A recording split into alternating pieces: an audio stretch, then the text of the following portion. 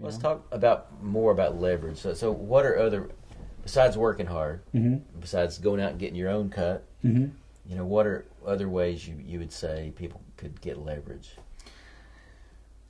I mean, look, trying to write with people who are starting to get on things, like I said before, look, you're leveraging yourself. If I'm a good melody guy and you're a great lyric person, that's one way to leverage what you can do and what the other person can do. I mean, if you think about it, there's every little microcosm of things that can happen between people on a creative level is all about leveraging what you're good and what you're not good at, right? You want to try to get the best song, write with the best that's why you got to do what they're doing this year. If you're going to compete this year, you need to give them what they're looking for this year and know what those differences are. In country music, how certain key words are like, one year it'll be all about cars and windows and everything else, and then the next year it'll be more about cows and grass and everything else in between. And it's like, bro country was its one thing, and then everybody's moving now to the pop music track with a country twist to it. That's what this year seems to be about.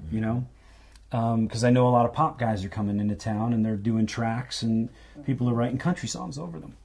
And that's what's hot right now. It's working.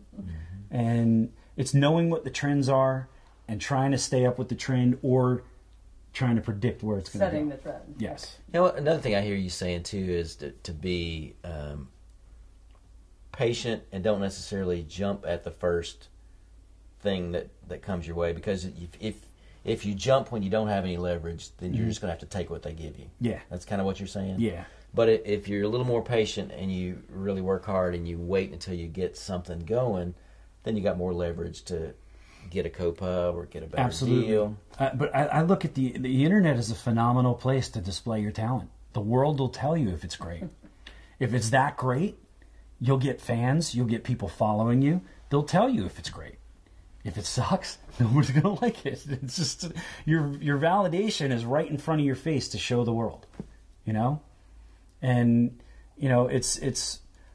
look, that the guy that I'm producing, that I signed into the JV, he produced a song and wrote 100%, mixed and mastered this song called Boohoo that wound up on SoundCloud, and it got 26 million plays on it. Wow. The kid wound up getting a record deal. It didn't wind up working out in the end, but it was one of those things that was just so remarkable, that 26 million spins, organic, not bought, not cheated, 26 million spins happened on that song. And it was I couldn't believe it. And the guy who manages him he brought it to me and he's like, hey, what can we do with this? Look what's happening.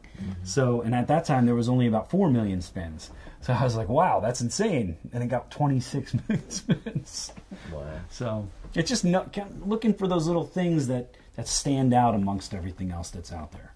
And I think your story too is a great example of how just continuing to show up. Yeah.